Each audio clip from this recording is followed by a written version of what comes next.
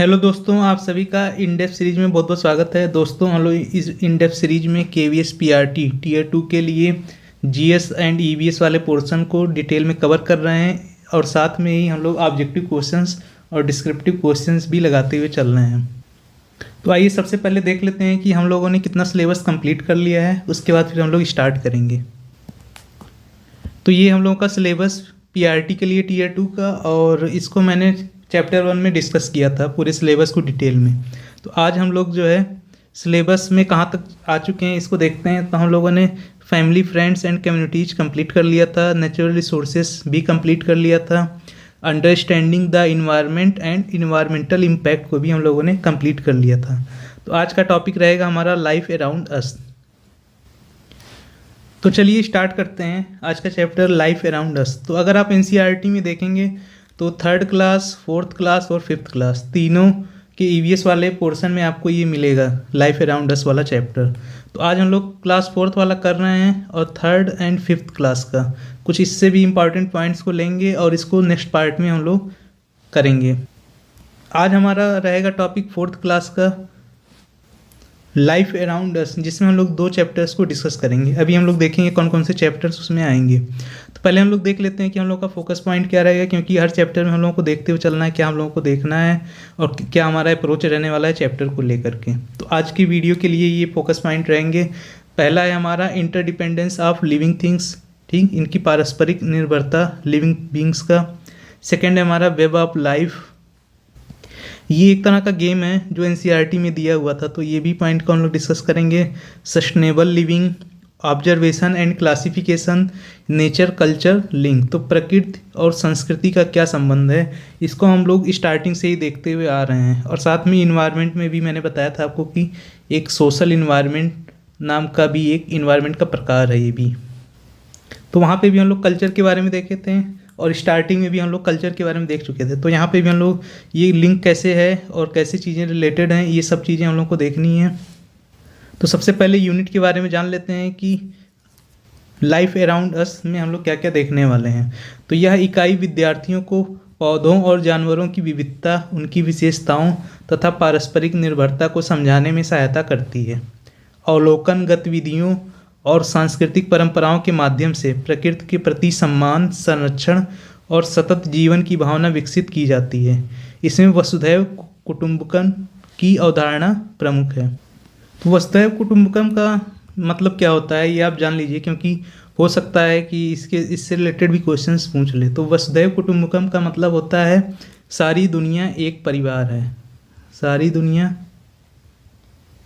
एक परिवार है, ठीक। तो इसमें अगर आप हिंदी का जब मैं पर्यायवाची कराऊंगा तो वहाँ पे भी मैं बताऊंगा कि वसुधा मतलब होता है धरती या पृथ्वी। पृथ्वी का पर्यायवाची आप देखेंगे तो वसुधा आएगा, और परिवार का जो पर्यायवाची आएगा उसमें कुटुंब आएगा। तो कुटुंब, वसुधैव कुटुंबकम का शाब्दिक अर्थ यही निकलता है कि सारी दुनिया एक परिवार है।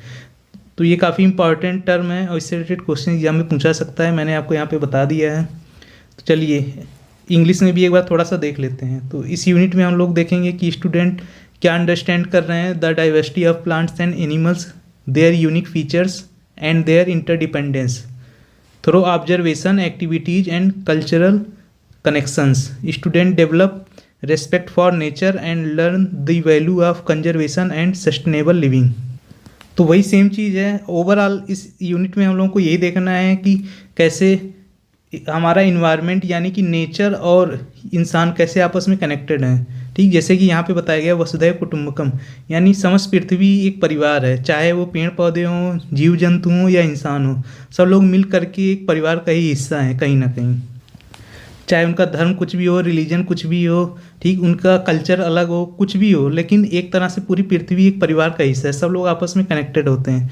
यही चीज़ एक प्रैक्टिकल वे में इस बुक को लिखा गया था। तो क्योंकि ये 4th क्लास की बुक है तो इसीलिए जो है आप एनसीईआरटी में देखेंगे तो वहाँ सब प्रैक्टिकल एग्जाम्पल दे करके हर चीज़ों को समझाया गया है। कोई ऐसे डायरेक्ट थ्योरी नहीं चल रही है कि एनसीईआरटी में थ्योरी लिखी हुई है कि ऐसे ऐसे क्वेश्चन आपके कॉम्पिटिटिव एग्जाम के पैटर्न से उसको बनाया गया हो। वो एक छोटे बच्चे के समझने के लिए बनाया गया है। तो इसीलिए अगर आप बुक पढ़ने जाएंगे तो आपको यही नहीं समझ में आएगा कि कौन सा पॉइंट इंपॉर्टेंट है और क्वेश्चंस कैसे फ्रेम होते हैं। तो इसीलिए वीडियो को ध्यान से देखिएगा, यहाँ से आपको समझ में आ जाएगा कि कैसे कैसे क्वेश्चन बन सकते हैं और क्या क्या यहाँ से निकल करके आता है। तो मैंने बताया था दोस्तों कि इस यूनिट में हम लोग 2 चैप्टर कवर करेंगे और ये दोनों क्लास 4th एनसीईआरटी के हैं। Class 4th our wondrous world करके नाम का बुक है। आप चाहें तो बुक्स में भी जा करके इस चीज़ को देख सकते हैं, लेकिन मैंने वहाँ से सारे इंपॉर्टेंट पॉइंट को यहाँ पे रखा हुआ है, वो भी बायलिंगुअल तरीके से। तो 2 चैप्टर क्या क्या हैं उसको देखते हैं। नेचर ट्रेल प्रकृति पथ और दूसरा है ग्रोइंग अप विथ नेचर प्रकृति के साथ बढ़ना। स्टार्ट करते हैं पहला चैप्टर 3 जिसमें नेचर ट्रेल के बारे में। चैप्टर 3 एनसीईआरटी का चैप्टर 3 है, इसलिए मैंने यहाँ पे चैप्टर 3 लिखा हुआ है ताकि कुछ लोग अगर एनसीईआरटी से जाकर देखना चाहते हैं तो वो देख सकते हैं। बाकी मैंने सारे पॉइंट लगभग इंक्लूड कर लिए हैं, इसमें कोई भी पॉइंट आपका छूटा नहीं है। ठीक, तो आप श्योर रहिएगा। तो नेचर ट्रेल में ये बताया गया है कि पंचमढ़ी कहाँ पे है? पंचमढ़ी कहाँ पे है? एमपी में है। ठीक, तो यहाँ पे बच्चों का एक टूर जाता है, तो वहाँ पे बच्चे क्या ऑब्जर्व करते हैं, क्या सीखते हैं और कैसे कैसे अपने टीचर से क्वेश्चन पूछते हैं, उसी पे बेस्ड ये वाला चैप्टर रहेगा आपका। ठीक, तो वहाँ पे जाते हैं तो वो लोग क्या क्या देखते हैं। Looking for insects, watching birds, observing wildlife, tracking food prints, identifying flowers, कई तरह के फ्लावर्स नज़र आएंगे, कलेक्टिंग लीव्स। तो ये सब चीज़ें बच्चे वहाँ पे ऑब्जर्व करते हैं। इसी चीज़ के बारे में बहुत ही अच्छे तरीके से एनसीईआरटी में दिया हुआ है, लेकिन हमें एग्ज़ाम पर्सपेक्टिव से पढ़ना है और एक कॉम्पिटिटिव एग्ज़ाम के पर्सपेक्टिव से पढ़ना है। तो किस फॉरेस्ट से रिलेटेड ये रहेगा? हमारा जो टूर गया हुआ था वो पंचमढ़ी से रिलेटेड है। पंचमढ़ी कहाँ पे है? एमपी में है। तो मैं कभी नेशनल पार्क वाला वीडियो बनाऊँगा तो उसमें सारे इंडिया के मैं बता दूंगा कौन कौन से नेशनल पार्क कहाँ कहाँ पे हैं। तो पंचमढ़ी जो है एमपी में ही आता है। The chapter takes student on a nature trail in a forest. Student observe plants, animals, birds, insects, leaves मतलब पत्तियों वाला लीव्स, एंड वाटर एनिमल्स। अब बच्चे ऐसे ऐसे क्वेश्चन करेंगे और जो जो ऑब्जर्वेशन रहेगा उसी से क्वेश्चंस बनते हैं। तो जैसे कि safety rules in forest and zoos. ठीक, features of animals and birds, beak, claws and movement. ठीक, difference between similar looking animals. तो सिमिलर लुकिंग अगर देखने में सिमिलर है तो उनमें क्या डिफरेंस है। The importance of insects and टिनी creatures. तो जो छोटे क्रिएचर्स होते हैं, इंसेक्ट्स होते हैं, उनका क्या इंपॉर्टेंस होता है, क्या महत्व होता है, उसके बारे में बच्चे सीखते हैं। लीफ शेप यानी पत्तियों का शेप अलग अलग पौधों का अलग अलग होता है। ठीक, कलर अलग हो सकता है, थोड़ा वो डिफरेंस हो सकता है, टेक्सचर अलग हो सकता है और वेनेशन भी अलग हो सकता है। वेनेशन का मतलब क्या हुआ? सिरा विन्यास इसको हिंदी में कहा जाता है, तो हिंदी वाले भी देख लें। सिरा विन्यास का मतलब जैसे आप कोई पत्ती देखते हैं, जैसे केले की पत्ती आप देखिए, ठीक, इतनी बड़ी होती है। इसमें सिरा विन्यास ऐसे ऐसे आपको पत्तियों में छोटा छोटा नज़र आएगा जब आप उसको नज़दीक से देखेंगे, पास जा करके देखेंगे। कुछ पत्तियां होती हैं जैसे आप बांस का यानी बम्बू लीव्स जब देखते हैं तो उसमें ऐसे सिरा विन्यास ऐसे लंबा एकदम वर्टिकली रहती है, एकदम लंबी लंबी सिराएं रहती हैं। तो इन सिराओं का डिस्ट्रीब्यूशन पत्तियों में कैसे है, लीव्स में कैसे है, यही सिरा विन्यास यानी वेनेशन कहलाता है। ठीक, interdependence of living beings through the web of life game. तो वेब ऑफ लाइफ गेम के बारे में मैंने बताया था कि वेब ऑफ लाइफ गेम के बारे में आगे हम लोग अभी डिस्कस करेंगे। जब मैं पढ़ा रहा था इससे पहले इन्वायरमेंट वाला, तो उसमें मैंने बताया था कि फूड चेन और फूड वेब क्या होते हैं। तो फूड वेब में मैंने एक्सप्लेन किया था कैसे जो है कई सारे प्रोड्यूसर होते हैं, कई सारे कंज्यूमर होते हैं। ठीक, प्राइमरी कंज्यूमर, सेकेंडरी कंज्यूमर, इस तरह का जो रिलेशन मैंने बताया था, एक जालनुमा संरचना बन जाती है। ठीक, तो इन जालनुमा संरचना जो भी बनती है, इसी जालनुमा संरचना को वेब कहा जाता है। और इसी चीज़ को इस चैप्टर में भी दिया गया था। बच्चों को सिखाने के लिए गेम खेला जाता है जहाँ पे कई सारे बच्चे बैठे रहते हैं। ऐसे मान लीजिए सर्कुलर या किसी भी शेप में आप बच्चे को बैठा दीजिए और सभी बच्चों को एक एक धागा दे दीजिए, तो ये धागा जैसे जैसे पास होता है सबके थ्रू जो है, तो एक जालनुमा संरचना बन जाती है। इसी कनेक्शन को वेब ऑफ लाइफ कहा गया है। मतलब ऐसे ही सारी चीज़ें आपस में कनेक्टेड हैं। इस गेम के थ्रू बच्चों को यही समझाया गया है कि जितने बच्चे बैठे हैं तो कैसे सब लोग आपस में कनेक्टेड हो गए हैं इस वेब के थ्रू जो एक धागे से बनाया गया है। और ये सारे कॉन्सेप्ट तो हम लोग पहले ही देख चुके हैं कि फूड वेब से ये रिलेटेड है, जहाँ मैंने बताया था कैसे चीज़ें सारी आपस में रिलेटेड होती हैं। ये चीज़ आपको समझ में आ गया, यानी कि जंगल और चिड़ियाघर में पालन किए जाने वाले नियमों को बच्चे सीखते हैं। जानवरों और पक्षियों की विशेषताएं जैसे चोंच, पंजे और उनकी चाल, तो इससे भी पहचानते हैं। एक जैसे दिखने वाले जानवरों में क्या अंतर होता है। कीट पतंगों का महत्व सीखते हैं। पत्तियों का आकार, रंग, बनावट और सिरा विन्यास देखते हैं। ठीक, वेब ऑफ लाइफ यानी जीवन जाल के माध्यम से जीवों की पारस्परिक निर्भरता देखते हैं। तो इसे हम लोग पहले ही डिस्कस कर चुके हैं, यहाँ पे अब नहीं डिस्कस करेंगे फूड वेब को। यह अध्याय अनुभवात्मक और गतिविधि आधारित सीख पर बल देता है। तो ये पॉइंट इंपॉर्टेंट है। This chapter emphasise learning through observation activities and role play. अब बच्चे जब वहाँ जाएंगे, खुद फॉरेस्ट में गए हुए हैं, वहाँ जो भी देख रहे हैं, क्वेश्चन पूछ रहे हैं, टीचर उसका रिस्पॉन्ड कर रहे हैं, तो ये एक तरह का अनुभव ही हुआ उनके साथ कि हाँ वो खुद देख रहे हैं, तब पूछ रहे हैं, तब उनको पता चला। तो अनुभव से ही आदमी सीखता है। आप भी ये कोटेशन सुने होंगे। तो अनुभव से ही बच्चे बहुत ज़्यादा सीखते हैं। ठीक, एक्टिविटी परफॉर्म की जाती है, जैसे वेब ऑफ लाइफ का एक गेम खेला जाता है जिसमें सबको धागे से जोड़ा जाता है आपस में। तो ये सब चीज़ें करके ही बच्चों को आसानी से सिखाया जा सकता है। तो इसी पे बेस्ड रहता है ये chapter. The student along with their teacher got ready for nature trail at Pachmarhi Madhya Pradesh. तो पंचमढ़ी कहाँ है मध्य प्रदेश में, ये भी क्वेश्चन बन सकता है। विद्यार्थी अपने शिक्षक के साथ पंचमढ़ी मध्य प्रदेश में प्रकृति भ्रमण के लिए तैयार हो गए। एक तरह समझ लीजिए पिकनिक के लिए गए हुए हैं। कहाँ पे, पंचमढ़ी गए हुए हैं बच्चे।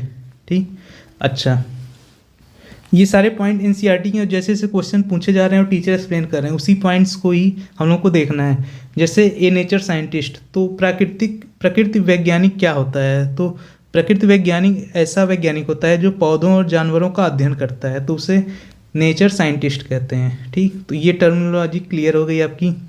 इंडियन जाइंट स्क्वायरल पूछ सकता है ऐसे भी एग्जाम में कि इंडियन जाइंट स्क्वायरल, भारतीय विशाल गिलहरी, ये कहाँ पाई जाती है। तो पंचमढ़ी में घूमने गए हैं तो पंचमढ़ी में ही वहाँ पे पाई जाएगी, इसलिए उसको दिया गया है। तो ये क्या होती है, एक बिग रेड कलर्ड स्क्वायरल।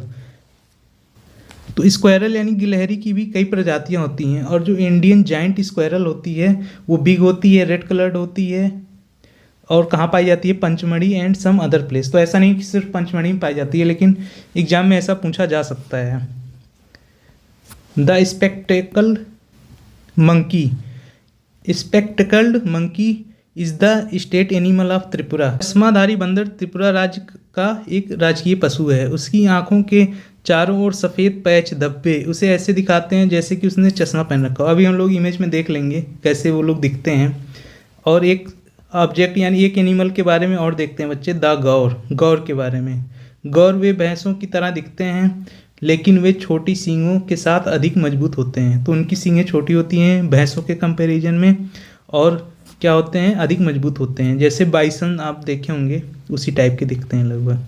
तो ये इमेज में आप देख सकते हैं, ये गौर है, ये हमारी रेड जाइंट गिलहरी है, और ये हमारा क्या हो गया, चश्मिश बंदर। इसको ऐसा लग रहा है, ऐसे रहता है यहाँ पे कि लगता है कि ये चश्मा लगाया हुआ है, इसीलिए इसको कहा जाता है। ये सब पंचमढ़ी में पाए जाते हैं। तो ये चीज़ याद रखिए, इतने अलग अलग चीज़ें दिखाई गई हैं, और ये सारी पॉइंट एनसीईआरटी की हैं। तो यहाँ से आप ध्यान से देख सकते हैं, और एक बार आप रिवाइज कर लेंगे तो आपको भूलेगा नहीं। बहुत ही सिंपल टॉपिक है। अच्छा, हॉर्नबिल के बारे में देखिए दिया गया है। अच्छा, आप कमेंट सेक्शन में बताइएगा कि हॉर्नबिल फेस्टिवल कहाँ मनाया जाता है।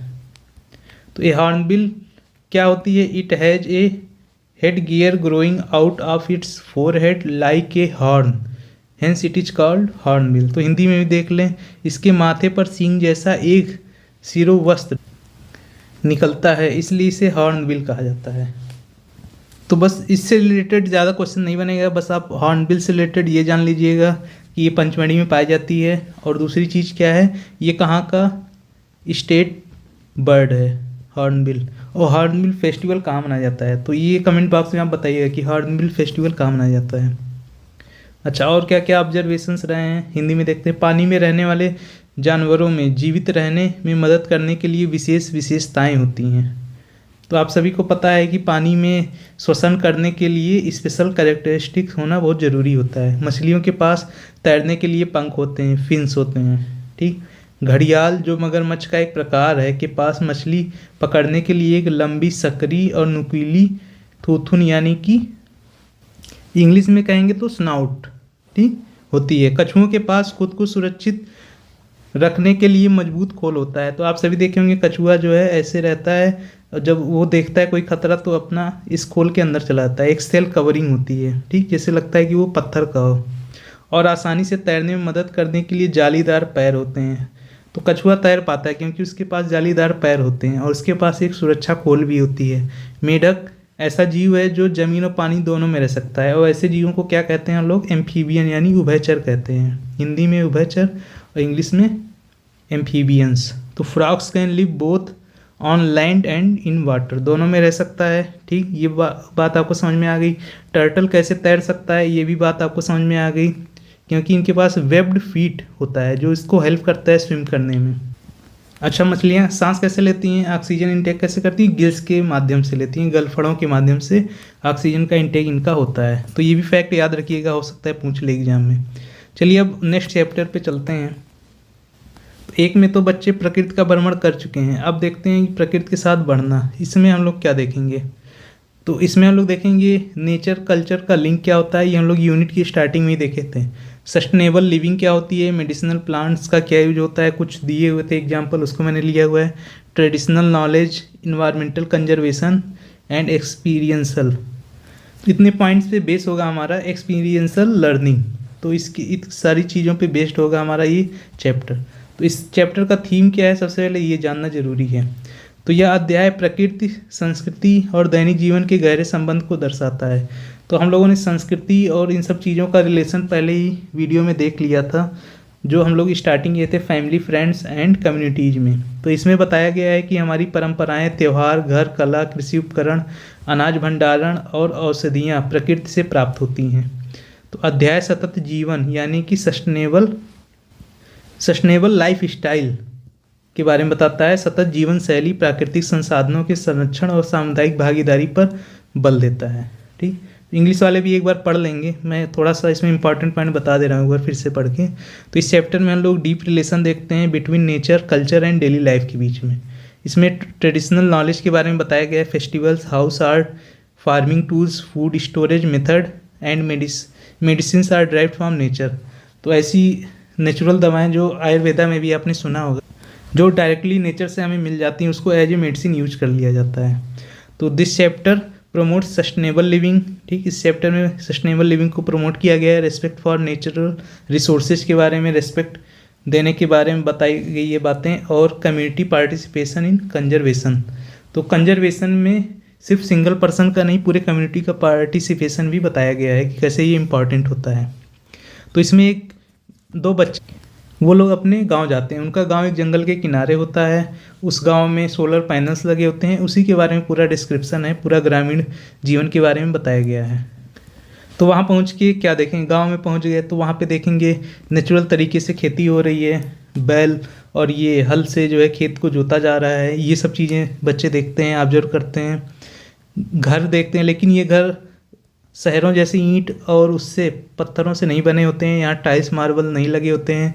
वहाँ पे जो गांव में घर बने होते हैं, आप भी देखे होंगे अगर गांव से रिलेटेड होंगे, मिट्टी की दीवारें होती हैं और घास फूस का एक ऊपर से छतनुमा शेप बना करके ऐसे रख दिया जाता है। तो इस तरह के बच्चे घर देखते हैं, उसके फ़ायदे भी सीखते हैं कि इससे आखिर फ़ायदा क्या है। और भी फार्मिंग टूल्स देखते हैं, आर्ट देखते हैं, कैसे हैंडीक्राफ्ट के थ्रू जो है चीज़ों को बनाया जा रहा है। फॉर एग्जांपल आपने गांव में बांस का बना हुआ एक टोकरी देखा होगा, बहुत कॉमन चीज़ें हैं ये सब भी आपने गांव अगर कभी गए होंगे तो आप देखे होंगे कि ये सब चीज़ें बहुत बेसिक चीज़ें यूज होती हैं। फूड कैसे स्टोर किया जाता है गांव में, पहले के टाइम में क्या होता था कि ऐसे ड्रम नहीं होते थे हमारे पास लोहे के, कैसे होते थे, मिट्टी का ही ऐसे ड्रम नुमा शेप का रहता था, उसी में अनाज भर दिया जाता था और उसको ऊपर से मिट्टी से ही सील कर दिया जाता था और उसी को यूज किया जाता था। तो उससे रिलेटेड भी चीज़ें दी गई हैं इस चैप्टर में। मेडिसिन जो पुराने आयुर्वेदा, जैसे आप आयुर्वेदा में भी जानते होंगे कुछ पौधे डायरेक्ट यूज किए जाते हैं एज ए मेडिसिन, तो वो भी डायरेक्ट जो ये ट्रेडिशनल नॉलेज से आता है। तो चलिए अब स्टार्ट कर देते हैं चैप्टर को। तो रीना और अमित ये दोनों लोग अपने गांव की यात्रा पे जाते हैं और इससे स्पष्ट होता है कि लोग प्रकृति के साथ सामंजस्य में रहते हैं। तो गांव की लाइफ को इसमें बेटर दिखाया गया है और ये भी बताया गया है कि people live in harmony with nature. तो कैसे लोग जो है हारमोनी नेचर के साथ हारमोनी में रहते हैं। ट्रीज लाइक पलास, ठीक, फ्लेम ऑफ फॉरेस्ट, तो इसको फ्लेम ऑफ फॉरेस्ट भी कहा गया है और ये स्पेशल कोट करके लिखा हुआ। तो ये सारी चीज़ें हम लोग देख लेंगे अभी। नीचे चल करके मैंने सारे पॉइंट को इकट्ठा लिख दिया है, तो आप परेशान मत होइए, मैं एक जगह लिख दिया हूँ, उसको आप रिवाइज कर दीजिएगा। तो traditional houses made of clay, hay and cow dung and use of natural dyes reflect eco friendly living. तो वहाँ पे जो दीवारें जो मिट्टी की बनी होती हैं उस पर चित्रकारी रहती है, लेकिन वो चित्रकारी किसी एशियन पेंट या बर्जर पेंट से नहीं होता है, किसी आर्टिफिशियल पेंट से नहीं होता है। ये सारे पेंट नेचुरल बनाए जाते हैं।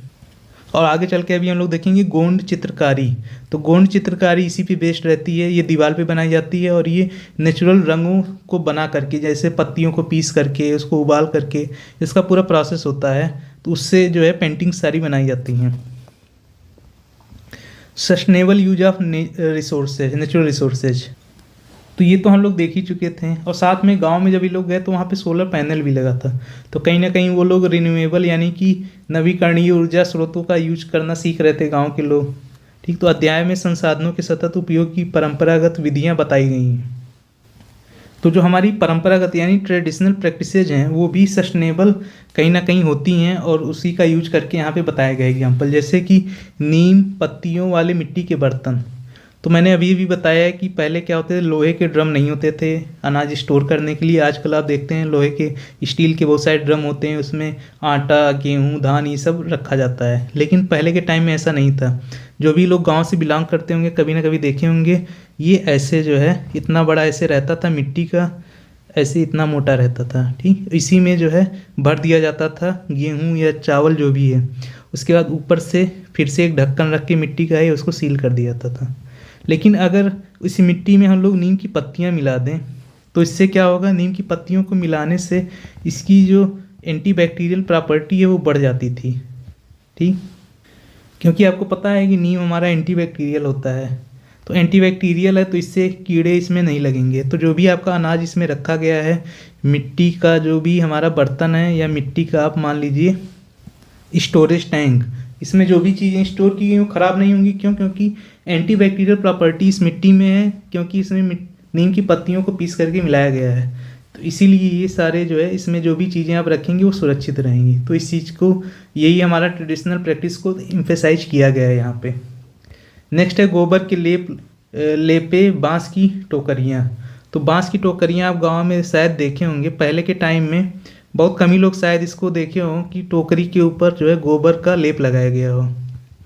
कभी कोई देखा होगा तो इसको कमेंट बॉक्स में बताइए, कभी आपने ऐसा देखा है कि टोकरी के ऊपर गोबर का लेप लगाया गया हो।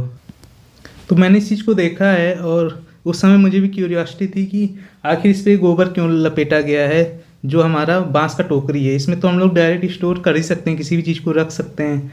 तो जवाब में मुझे यही लोगों ने बताया था गांव में कि इसको लेप लगा देने से क्या होता है, अगर मान लीजिए ये आपका जो है बांस की फट्टियों को काट करके बनाया गया है, ऐसे ऐसे बांस की फट्टियां आपस में ज्वाइंट होती हैं, तो इसके बीच में छोटे छोटे गैप रह जाते हैं। जब इस पर गोबर का लेप लगा दिया जाता है तो क्या होता है कि मान लीजिए आप सरसों रख रहे हैं, कोई छोटा अनाज रख रहे हैं, महीन अनाज रख रहे हैं, तो क्या होता है उसमें फंसता नहीं है जा करके। अगर आप इसमें डायरेक्ट रख देंगे बांस की टोकरी में तो जा करके उसी में फंस जाएगा तो निकालने में दिक्कत होगा। फॉर एग्जांपल आपने जो है सरसों रख दिया, अब सरसों छोटा होता है तो इसमें जा करके फंस जाएगा बांस की फट्टियों के बीच में, यहाँ फंस गया तो उसको निकालने में 1 घंटा लगेगा। उस पर एक गोबर का लेप लगा दिया। आप कहेंगे मिट्टी का लेप क्यों नहीं लगाया था, तो मिट्टी का लेप मैंने भी पूछा था कि मिट्टी का लेप लगा दें तो क्या होगा, तो लोगों का गांव में यही जवाब था कि अगर मिट्टी का लेप लगा देंगे तो उससे क्या होगा, जो हमारा क्वालिटी है अनाज का उसमें मिट्टी का पार्टिकल्स चिपक जाएगा, और मिट्टी का पार्टिकल्स चिपकने का मतलब है कि वो ख़राब हो गया। जबकि जो गोबर से इस पर लेप लगाया जाता था उससे जो है वो उस पर स्टिक नहीं करता है। जब आप सुखा देंगे गोबर का लेप लगा के तो उसके बाद वो चीज़ आप जो भी मटेरियल रख रहे हैं उसका आपस में कनेक्शन नहीं हो पाता है।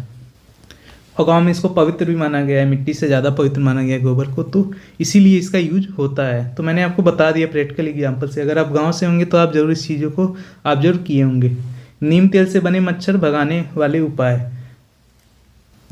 तो हमारे यहाँ तो मैंने देखा था कि गांव में क्या होता था कि नीम की पत्तियां जलती हुई आग पे रख दी जाती थी, तो उससे बोला जाता था कि हाँ मच्छर सारे भाग गए। लेकिन इस चैप्टर में ये नहीं बताया गया। इस चैप्टर में बताया गया है कि नीम का जो तेल होता है उससे नेचुरल मॉस्किटो रिपेलेंट, ठीक, इसको बनाया जाता है। इससे मच्छर को भगाने आप लगा लेंगे तो मच्छर आपको काटेंगे नहीं। तो ये तरीके पर्यावरण की रक्षा करते हैं। तो ये ऐसे उपाय थे हमारे ट्रेडिशनल नॉलेज, ठीक। तो traditional knowledge and tribal practices, तो विद्यार्थी और क्या सीखते हैं, जेनु कुरुबा जैसे जनजातीय समुदाय के बारे में सीखते हैं जो शहद एकत्र करते समय मधुमक्खियों का सम्मान करते हैं। तो जेनु कुरुबा के बारे में जान लीजिएगा, एग्जाम में यहाँ से फैक्ट बन सकता है कि कौन सी जनजातियाँ जो शहद मधुमक्खी के छत्तों से जब शहद एकत्र करती हैं तो उनका सम्मान करती हैं। तो वो है जेनु कुरुबा। गोंड कला प्राकृतिक रंगों से बनाई जाती है और प्रकृति को दर्शाती है। तो ये बात याद रखिएगा कि जो गोंड पेंटिंग होती थी दीवारों पे, मैंने अभी आपको बताया था कि दीवारें पहले कच्चे मिट्टी की होती थी और उसी पे ये पेंटिंग्स बनाई जाती थी। लेकिन इस पेंटिंग की खास बात ये थी कि ये रंग जो है प्राकृतिक होते थे। फूल पत्तियों को प्रोसेस करके ये कलर बनाए जाते थे। ऐसा नहीं कि ऑयल पेंट आ गया, वार्निश आ गया और ये सब आ गया तामझाम, ये सब नहीं रहता था। नॉर्मल जो है पत्ती को पीस लिए, हरा रंग बना दिए, ठीक। आप होली में भी देखते होंगे कि नेचुरल कलर्स कैसे बनाए जाते हैं, ये सब वीडियो आप देखे होंगे। तो उसी तरह से यूज होता था। नेक्स्ट पॉइंट है हमारा medicinal plants and first aid. तो इस अध्याय में तुलसी, नीम, अजवाइन जैसे औषधीय पौधों और उनके उपयोग के बारे में बताया गया है, जिससे पारंपरिक स्वास्थ्य ज्ञान को बढ़ावा मिलता है। तो इसका यूज आपसे तो नहीं पूछेगा। नीम का मैंने बता दिया था कि इससे मॉस्किटो रिपेलेंट बनाया जाता है। बाकी ये सारे हमारे औषधीय पौधे होते हैं, बस इतना आप जान लीजिए। नेक्स्ट है festivals, sacred groups and environmental values. तो festival, traditional dances, prayers to nature and sacred groups.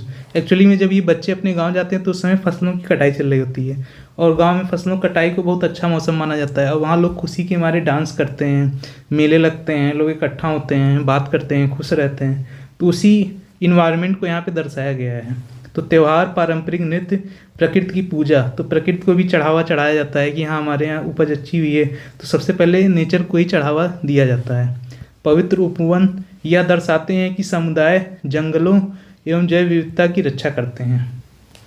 साथ में एक लिखा हुआ है respecting plants and animals is an integral part of Indian culture. तो ये बात याद रखिएगा, ये बहुत ही इंपॉर्टेंट पॉइंट है। ये आपके डिस्क्रिप्टिव क्वेश्चंस में लिखने के लिए काम आएगा, ये चीज़ को याद रखिएगा, ठीक। तो हमारे जो भी इंडियन कल्चर हैं, जितने भी इंडियन कल्चर हैं, सब में जो है प्लांट और एनिमल का रिस्पेक्ट करने को ही बताया गया है, ठीक है। तो आगे चलते हैं, पलाश ट्री के बारे में देखते हैं। अब एनसीईआरटी में कुछ पॉइंट थे उसको मैं यहाँ पे ले रहा हूँ डिटेल में। पलाश ट्री के बारे में जान लेते हैं। तो when the flowers bloom on this tree the entire forest look like reddish orange. तो पलाश का पेड़ आप शायद देखे हों, कुछ लोग नहीं भी देखे होंगे। तो इस तरह का दिखता है पलाश का पेड़, और जब इसमें फूल आता है तो पत्तियां गायब हो जाती हैं और सिर्फ लाल लाल ऐसे सब ऑरेंज, लाल ऑरेंज कलर के फूल नज़र आते हैं।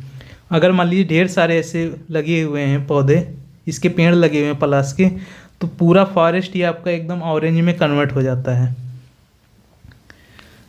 तो इसी को क्या कहा जाता है, फ्लेम ऑफ फॉरेस्ट। तो इस पेड़ को याद रखिएगा, फ्लेम ऑफ फॉरेस्ट कहा जाता है। और ये एग्जाम में क्वेश्चन बन सकता है कि फ्लेम ऑफ फॉरेस्ट किस ट्री को कहा जाता है। तो पलाश के पेड़ को कहा जाता है, क्योंकि जब इस पेड़ पर फूल खिलते हैं तो पूरा जंगल दूर से लाल नारंगी दिखाई देता है, ठीक। इसे जंगल की ज्वाला भी कहते हैं। हिंदी में पूछेगा, नहीं तो इंग्लिश में फ्लेम ऑफ फायर फॉरेस्ट पूछ लेगा। तो ये भी क्वेश्चन बन सकता है, आप इसको देख सकते हैं। यहाँ पे पूरा जो है लग रहा है कि एकदम फ्लेम उठ रही है। गोंड आर्ट के बारे में मैंने बताया, और बताया मैंने कि मिट्टी की दीवारों पे इस आर्ट को बनाया जाता है। इसकी खासियत होती है कि ये कलर आर्टिफिशियल नहीं होते हैं, ये कलर होते हैं नेचुरल तरीके से एक्सट्रैक्ट किए जाते हैं।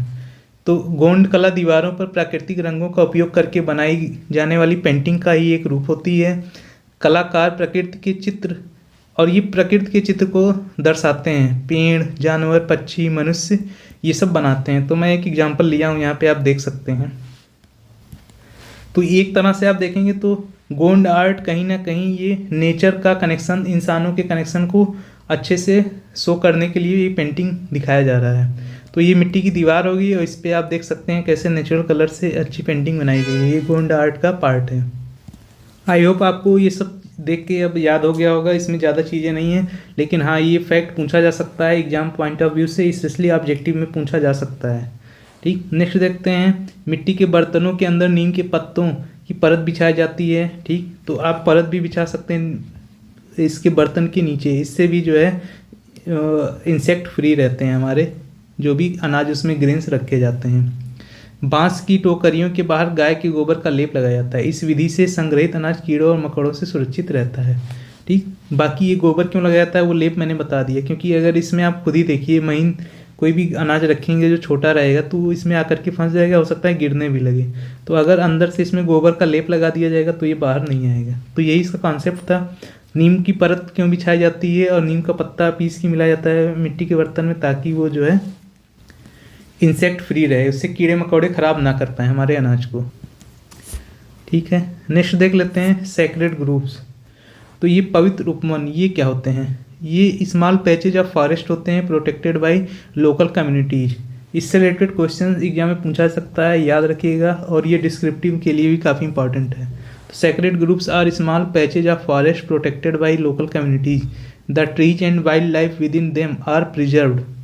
They are important places for the community to gather, worship, celebrate the beauty of nature। तो ऐसे आपको इंग्लिश में समझ में नहीं आया होगा, मैंने बता भी दिया जल्दी जल्दी, लेकिन समझ में नहीं आएगा। मैं एक बार प्रैक्टिकली आपको समझाता हूँ। मान लीजिए ये हमारा है फॉरेस्ट का एरिया, पूरा घना फॉरेस्ट है। तो यहाँ पे तो इंसान जाकर रहते नहीं हैं। जहाँ पे ये थोड़ा सा लेस डेंस रहता है, मतलब जहाँ पे पेड़ों का घनत्व थोड़ा कम होने लगता है, थोड़ा थोड़ा पैच के फॉर्म में आने लगते हैं। ठीक, तो मैं उधर बताऊंगा आपको बायोस्फीयर रिजर्व वाले में, वहाँ पे कैसे डिवीज़न होता है, तो वहाँ पे आप जानेंगे। एक तरह से ये कोर एरिया सुने होंगे कभी नाम, कोर एरिया होता है, फिर बफर एरिया होता है, फिर ट्रांजिशन एरिया होता है। तो लगभग ट्रांजिशन एरिया थोड़ा सा आउटर पार्ट में ऐसे ऐसे कई सारे ऐसे छोटे छोटे आपको वन या फॉरेस्ट नज़र आएंगे, छोटे फॉर्म वाले। ठीक, तो यहीं पे जो है कम्युनिटी निवास करती है, एक समुदाय निवास करता है, और वो उसकी पूजा भी करते हैं, उसका संरक्षण भी करते हैं, और एक लिमिटेड क्वांटिटी में सस्टेनेबल तरीके से रिसोर्सेज का यूज भी किया जाता है समुदाय के द्वारा। इसी को कहा जाता है सेक्रेड ग्रुप्स। तो अब आपको आई होप समझ में आ गया होगा। तो जंगल के छोटे हिस्से होते हैं, इनकी रक्षा स्थानीय समुदाय द्वारा की जाती है। तो इसमें लोकल कम्युनिटीज को रिसोर्सेज कलेक्ट करने का भी जो है राइट रहता है। उनके भीतर के पेड़ों और वन्य जीवों को संरक्षित किया जाता है, तो वो लोग उसकी रख रखाव भी रखते हैं। ये समुदाय के लिए इकट्ठा होने, पूजा करने और प्रकृति की सुंदरता का जश्न मनाने का महत्वपूर्ण स्थान होता है। तो यहाँ पे इकट्ठा होने का भी एक प्लेस होता है। और सेक्रेड ग्रुप्स का अगर एग्जांपल आपको जीता जाता देखना है तो आप कांतारा मूवी देखे होंगे, तो जहाँ हीरो रहता है बस वही मान लीजिए सेक्रेड ग्रुप्स है। बस एक लाइन में आपको समझ में आ जाएगा। अगर आप देखेंगे मूवी तो आपको तुरंत समझ में आ जाएगा कि इसी को ही पवित्र उपवन या सेक्रेड ग्रुप्स कहा जाता है। इससे रिलेटेड क्वेश्चंस बन सकता है एग्जाम में, बहुत इंपॉर्टेंट है, तो ध्यान रखिएगा। नेक्स्ट है here are some ways to care for plants and animals in our surrounding. तो इसमें तरीके दिए हुए हैं कि हमारे परिवेश में पौधों और जानवरों की देखभाल करने के लिए कुछ तरीके दिए गए हैं। तो इन तरीकों को देख लेते हैं क्या क्या तरीके हैं। रिड्यूस पेपर वेस्ट, क्योंकि पेपर पेड़ पौधों को काट के ही बनाए जाते हैं, तो इसलिए कहा गया है कि कागज़ की बर्बादी कम करें। से नो टू प्लास्टिक, प्लास्टिक को ना कहें, ये क्योंकि डिग्रेड नहीं होता है जल्दी इन्वायरमेंट में, और काफ़ी टाइम तक ये जो है साइकिल में चलता रहता है। इससे ये नुकसान पहुंचा सकता है इन्वायरमेंट को बहुत ज़्यादा। सबसे घातक चीज़ प्लास्टिक ही है। तो से नो टू प्लास्टिक, प्लास्टिक का यूज ना करें, ना के बराबर करें।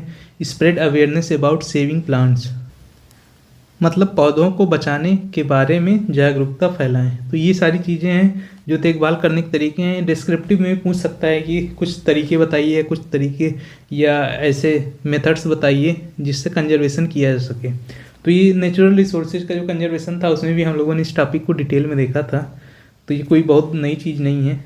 तो इसमें keep food and water for water birds, ये देखिए यहाँ पे कुछ दिए हुए हैं, इसको भी आप अपने आंसर में कोट कर सकते हैं। Plant trees, organise a clean up drive, तो सब लोग इकट्ठा होकर के एक बार पूरा साफ सफाई पूरे गांव का हो जाए। ठीक, ट्री प्लांट कर दिए जाएं। फूड एंड वाटर, चिड़ियों के लिए जो है कुछ पानी रख दीजिए, कुछ फूड रख दीजिए। तो ये सब चीज़ें सस्टेनेबिलिटी को कहीं ना कहीं बढ़ावा ही देती हैं। तो इससे हम लोगों ने क्या सीखा, ये बहुत इम्पॉर्टेंट है जानना। सबसे पहले हम लोगों ने देखा कि प्रकृति और संस्कृति के संबंध को समझ में आया हम लोगों को। क्योंकि जब हम लोग नेचुरल रिसोर्सेज का यूज कर रहे हैं एक सस्टेनेबल तरीके से, तो वो हमें फ़ायदा भी पहुंचा रहा है और उससे संरक्षण को भी बढ़ावा मिल रहा है। दूसरा पॉइंट है पारंपरिक व सतत जीवन शैली की सराहना। तो इसमें यही बताया गया है कि जो पारंपरिक जीवन शैली थी, ट्रेडिशनल वेज थे लिविंग के, जैसे मिट्टी का घर और ये सब चीज़ें, इस चीज़ की यहाँ पे सराहना की गई। ये चीज़ भी हम लोग डिस्कस कर लिए हैं डिटेल में।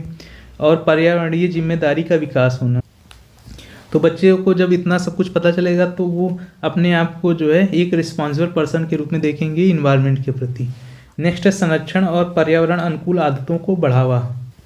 तो संरक्षण के उपाय मैंने ऊपर अभी अभी बता दिए। कागज़ का कम यूज करना, प्लास्टिक का कम से कम यूज करना, ठीक, कागज़ का वेस्टेज कम करिए, यूज करिए लेकिन वेस्टेज कम करिए। इस तरह से चीज़ें आपको करनी होती हैं। तो बच्चे इतना कुछ देखते हैं, सीखते हैं। तो यहाँ से हम लोग का ये वाला चैप्टर ख़त्म होता है। लेकिन अभी हम लोगों का क्लास 3rd क्लास और 5th क्लास का भी चैप्टर मैं इसमें डालूँगा, इसी चैप्टर में, क्योंकि वहाँ से भी क्वेश्चन आने की पूरी संभावना बनी हुई है। तो उसको मैं अगले वाले पार्ट में डाल दूँगा। उसके बाद हम लोग एक वीडियो में पूरा MCQ प्लस डिस्क्रिप्टिव क्वेश्चंस कर लेंगे। अगर आपको वीडियो पसंद आता है तो वीडियो को लाइक करिएगा, इससे वीडियो की रीच बढ़ती है। साथ में अगर हाइप बटन का ऑप्शन आता है, हाइप दबाएंगे तो उससे भी उसकी रीच बढ़ती है। और वीडियो अच्छा लगे तो चैनल को सब्सक्राइब करिएगा। कोई फीडबैक हो आपका तो कमेंट सेक्शन में जरूर दीजिएगा। Thank you for watching. Thank you.